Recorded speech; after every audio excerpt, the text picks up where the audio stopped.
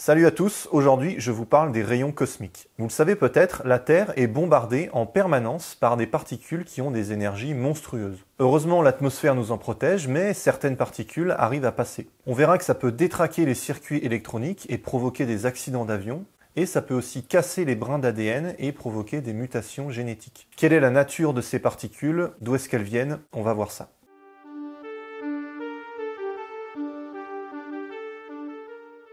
Avec la découverte de la radioactivité au début du XXe siècle, on comprend que la matière peut émettre des rayonnements qu'on appelle les rayons alpha, bêta et gamma. Pour étudier ces rayonnements, Theodore Wolff met au point un électroscope, le même genre d'appareil dont on avait parlé dans la vidéo sur Tesla. L'appareil accumule des charges électriques et quand on l'isole, la seule chose qui peut le décharger, ce sont justement les rayons alpha, bêta et gamma. Wolff se rend compte que son appareil se décharge vraiment souvent et il se dit que c'est à cause du sol qu'il y a un petit peu de radioactivité. Les gens qui habitent en Bretagne, par exemple, vous savez que dans vos sous-sols, il y a un peu plus de radioactivité qu'ailleurs. Pour tester son hypothèse, il monte en haut de la tour Eiffel en 1910, et effectivement, plus il monte et moins il y a de décharge, donc plus on est loin du sol et moins il y a de radioactivité. Mais quand il analyse ces données en détail, il observe une diminution beaucoup plus faible que ce que les calculs avaient prévu. Pour essayer d'en savoir plus, Victor Hess va faire des vols en ballon à haute altitude, jusqu'à 9 km d'altitude, et voici les courbes qu'il obtient. On voit qu'au tout début, sur les premières centaines de mètres, on a effectivement une diminution du nombre de décharges. C'est ce que Wolff avait vu sur la tour Eiffel. Mais à partir d'1 ou 2 km, la courbe remonte. Donc passé une certaine limite, plus on s'élève en altitude et plus il y a de rayonnement. Bien sûr, la première hypothèse, c'est que ça vient du Soleil. Victor Hess, pour tester ça, il va aussi faire des vols de nuit et il va obtenir les mêmes résultats. Donc le rayonnement ne vient pas du sol et il ne vient pas non plus du Soleil. A priori, c'est un rayonnement qui vient de l'espace. Robert Millikan va également s'intéresser au sujet. Au début, il est plutôt sceptique. Bon, c'est Millikan, il est toujours comme ça. Quand Einstein avait émis l'hypothèse que la lumière c'était des petits grains, des petits photons, Millikan, il aimait pas du tout cette idée. Du coup, il a fait plein d'expériences pour montrer qu'Einstein avait tort. Et au bout d'un moment, il a regardé ses expériences et il s'est dit « Non mais en fait, Einstein a raison. Et toutes les expériences que je viens de faire, elles confirment sa théorie. » Et pour le rayonnement, pareil, Millikan, il n'aime pas du tout l'idée d'un rayonnement mystérieux qui vient de l'espace. Il fait plein d'expériences pour essayer de contredire la théorie, et à la fin, il se rend compte que ce qu'on détecte, c'est bel et bien des rayonnements cosmiques. Comme quoi, en science, se tromper, c'est pas grave, tant qu'on finit par changer d'avis. Et du coup, l'hypothèse de Millikan, c'est que les rayonnements cosmiques, ce sont des photons, autrement dit des petits grains de lumière sans charge électrique. D'autres scientifiques pensent plutôt que ce sont des noyaux d'atomes chargés positivement. Et on a un moyen de distinguer les particules chargées des particules qui n'ont pas de charge électrique. Ce moyen, c'est le champ magnétique. Donc pour trancher la question, on va utiliser le champ magnétique terrestre dont on a déjà parlé sur cette chaîne.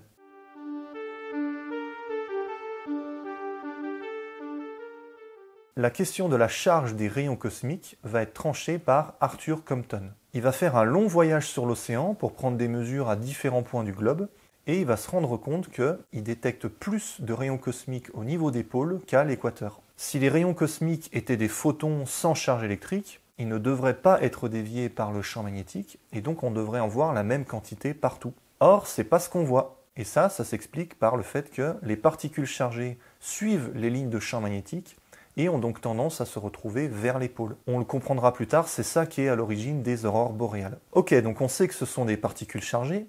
Maintenant, la question, c'est de savoir si ce sont des charges positives comme les protons ou des charges négatives comme les électrons. On l'a vu dans la vidéo sur les éruptions solaires. Pour savoir dans quel sens se fait la déviation, on utilise la fameuse règle des 3 doigts de la main droite. On met le pouce de la main droite dans le sens de la vitesse de la particule positive, l'index dans le sens du champ magnétique, et la déviation de la particule, elle va être donnée par le majeur. Pour les particules négatives, on fait la même chose, mais avec la main gauche. Allez, on regarde ce que ça donne en pratique pour le champ magnétique terrestre. Si je mets le pôle nord en haut, le champ magnétique loin de la Terre, il va du bas vers le haut. Donc si une particule positive arrive vers la Terre, je mets le pouce en direction de la Terre. Le champ magnétique, il est vers le haut, et donc la déviation, elle se fait vers l'est. Les particules positives vont être déviées d'ouest en est. Et pour les particules négatives, c'est l'inverse, elles sont déviées d'est en ouest. Or, quand on fait les expériences, on détecte plus de particules en provenance de l'ouest. Conclusion, les rayons cosmiques, ce sont des particules chargées positivement. Dans leur grande majorité, ce sont des noyaux d'atomes, donc des protons, c'est-à-dire des noyaux d'hydrogène,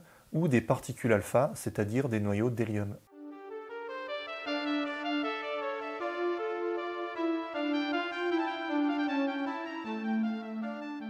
Ok, avec les électroscopes, on a un moyen de détecter le nombre de particules qui arrivent à un endroit donné, mais ça reste des instruments assez peu précis, notamment si on veut mesurer la charge et la masse des particules qui arrivent. Heureusement, il existe un moyen d'améliorer la détection avec les chambres à brouillard. Le principe repose sur le changement d'état entre l'eau liquide et la vapeur d'eau. Si vous chauffez l'eau liquide, vous pouvez obtenir de la vapeur d'eau, et si vous refroidissez la vapeur d'eau, vous retrouvez de l'eau liquide. Eh bien, on peut également faire ce changement d'état en changeant non pas la température, mais la pression. Si vous comprimez la vapeur d'eau, vous pouvez former de l'eau liquide, et à l'inverse, si vous baissez la pression, on appelle ça faire une détente, vous pouvez passer de l'eau liquide à la vapeur d'eau. C'est Charles Wilson qui va avoir l'idée d'arrêter la détente pile à la fin du changement d'état. Donc il prend un réservoir rempli d'eau liquide et avec déjà un peu de vapeur d'eau, il fait la détente et il s'arrête juste au moment où la dernière goutte d'eau s'est évaporée. À ce moment-là, le système il est rempli de vapeur d'eau, mais il est vraiment à la limite. S'il y a la moindre petite augmentation de pression, s'il y a la moindre perturbation,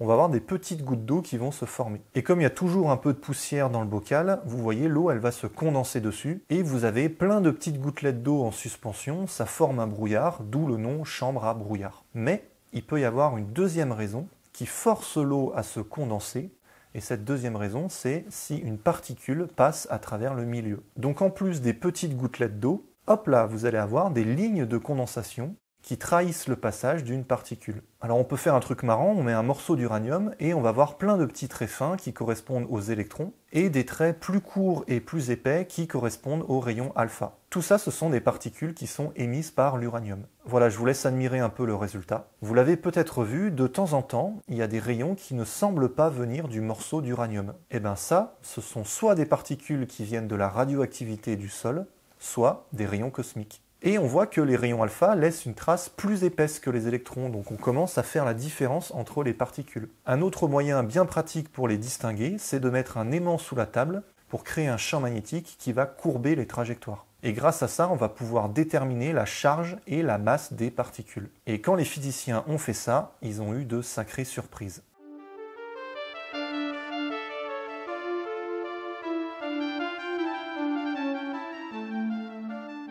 Première surprise, en 1932, Carl Anderson va découvrir une particule qui a exactement la même masse que l'électron, mais une charge électrique opposée. L'électron, il a une charge négative, la nouvelle particule, qu'on va appeler le positon, elle a une charge positive. Et ça, c'est historique, on vient de découvrir l'antimatière. C'est tout un sujet, on en parlera une autre fois. Anderson aura le prix Nobel en 1936 pour cette découverte, et la même année, en 1936, il ne s'est pas arrêté de travailler entre-temps, il découvre une nouvelle particule qui a la même charge électrique que l'électron, mais qui est 207 fois plus lourde. Cette particule, on va l'appeler le muon. Alors là, il n'y a plus rien qui va. Autant l'antimatière, on avait des raisons théoriques de penser que ça existait, autant le muon, il arrive vraiment comme un cheveu sur la soupe.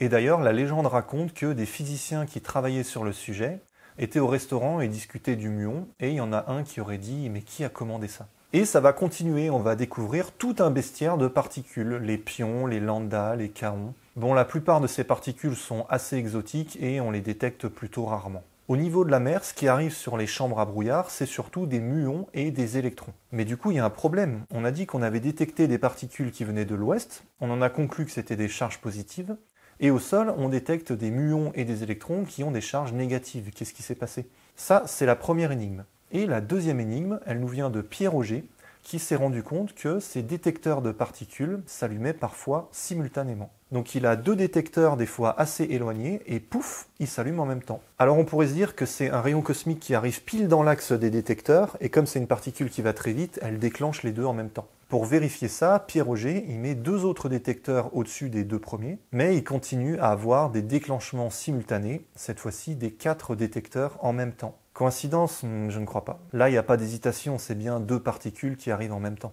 Il voit ça assez régulièrement, avec à chaque fois un timing parfait, et là il se dit, bon, on va mettre plus de détecteurs. Et plus il met de capteurs, et plus il y a de déclenchements simultanés. La conclusion de tout ça, c'est qu'à partir d'un seul rayon cosmique, il va y avoir des millions de particules secondaires qui vont être créées dans l'atmosphère. On a par exemple un proton qui vient du fin fond de la galaxie, qui entre en collision avec une molécule de l'atmosphère. Ça va donner naissance à 2 ou 3 autres particules, qui elles aussi vont entrer en collision avec d'autres molécules de l'atmosphère. Ça va à nouveau multiplier le nombre de particules, et comme ça, par réaction en chaîne, on se retrouve avec des millions de particules au sol. On appelle ça une cascade électromagnétique ou une gerbe cosmique. Personnellement, je préfère le premier terme. Et en pratique, au sol, on récupère surtout des électrons et des muons. C'est pour ça que les charges électriques entre les particules au sol et les particules initiales n'ont rien à voir, et c'est pour ça qu'on a des détections simultanées. Un rayon cosmique, c'est donc une particule initiale avec énormément d'énergie. Dans 90% des cas, c'est un proton, donc un noyau d'hydrogène. Et dans les 10% qui restent, c'est très souvent un rayon alpha, donc un noyau d'hélium, 2 protons et 2 neutrons. Plus rarement, ça peut être d'autres particules comme des positons, des électrons ou des noyaux lourds comme celui du beryllium. Un noyau de beryllium, c'est 4 protons et 5 neutrons. Et d'ailleurs, c'est la seule source qui permet d'expliquer la présence de beryllium sur Terre. Et le beryllium, c'est ce qu'on retrouve dans les émeraudes. Donc pas de rayon cosmique, pas de beryllium, pas d'émeraude.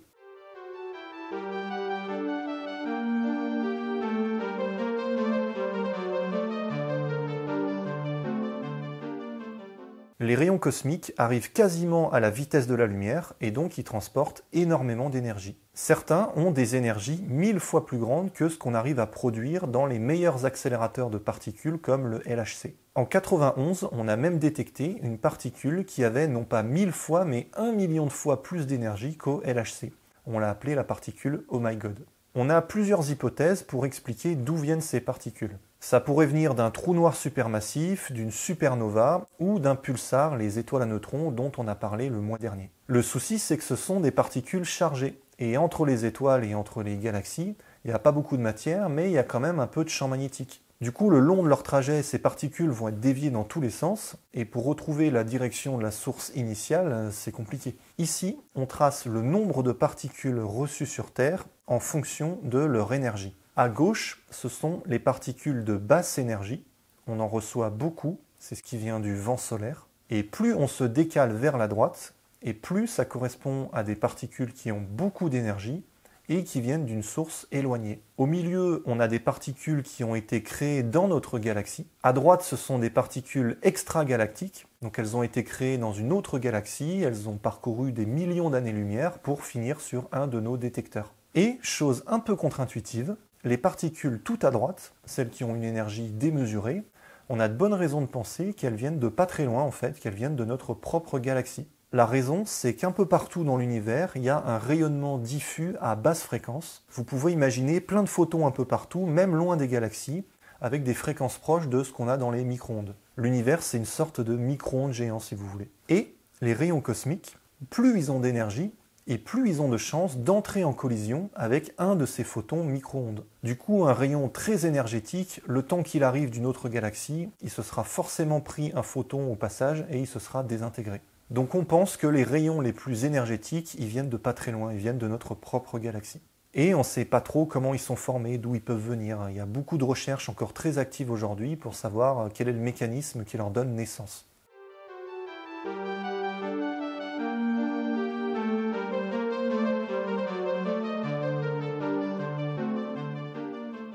Avec le développement de l'aviation, on s'est rendu compte que les pilotes avaient beaucoup plus de cancers que la normale. Alors au début, on a suspecté les aiguilles en radium des cadrans qui étaient placés juste en face des bijoux de famille des pilotes. Mais en fait, c'était pas ça parce que ça touchait aussi les hôtesses de l'air. Plus on est en altitude et moins on est protégé par l'atmosphère et donc plus on va se prendre de radiation. Ici, vous avez un graphique qui représente les taux de radiation. La première à gauche, c'est ce qui vient des rayons cosmiques, et la deuxième, c'est ce que reçoit un humain en moyenne pendant une année. Alors il faut faire attention, c'est une échelle logarithmique, donc entre les deux premières colonnes, il y a en fait un facteur 10. Les rayons cosmiques, c'est environ 13% de la radiation totale que subit un humain pendant une année. La troisième colonne, c'est ce que vous recevez si vous faites un scanner. La quatrième, c'est ce qu'on a fixé comme limite annuelle à ne pas dépasser, donc il ne faut pas faire 150 scanners par an. En jaune, c'est ce que vous prenez si vous passez 6 mois sur la Station spatiale internationale. Et les deux dernières colonnes, c'est un trajet vers Mars et un séjour de 500 jours sur Mars. Donc pour envoyer des humains sur la planète rouge, il faudra bien blinder la navette pour les protéger des rayons cosmiques. Il faudra aussi prier pour qu'il n'y ait pas de grosses éruptions solaires à ce moment-là. Les rayons cosmiques peuvent aussi dérégler les appareils électroniques. Il y a eu un accident d'avion en 2008 où on suspecte un rayon cosmique d'avoir causé les fausses manœuvres. Il y a eu aussi un truc marrant, en Belgique, il y a eu un vote électronique et une candidate a reçu beaucoup plus de voix que prévu. Là aussi, on pense que c'est un rayon cosmique qui est tombé pile au mauvais endroit et qui a changé un 0 en 1. Donc voilà, si votre ordinateur bug, ne tapez pas dessus, le problème vient peut-être de là-haut. Et à plus grande échelle de temps, il y a des modèles qui supposent que les mutations génétiques seraient en partie dues aux rayons cosmiques. Et même que certaines extinctions de masse auraient été causées par un événement astronomique, par exemple une supernova qui explose un peu trop proche de la Terre. Un peu comme pour les pulsars, c'est un domaine pour lequel il y a encore plein de recherches en cours, il y a plein de questions sans réponse. En tout cas, j'espère que ça vous a plu. Merci aux tipeurs, n'hésitez pas à vous abonner, à activer la cloche et à aller voir les autres vidéos de la chaîne. Vous pouvez me suivre sur Instagram, je mets des images d'astronomie entre autres, et vous pouvez me suivre sur Twitter où je poste des mèmes de qualité supérieure. Allez, portez-vous bien et à bientôt sur Livre et Sciences.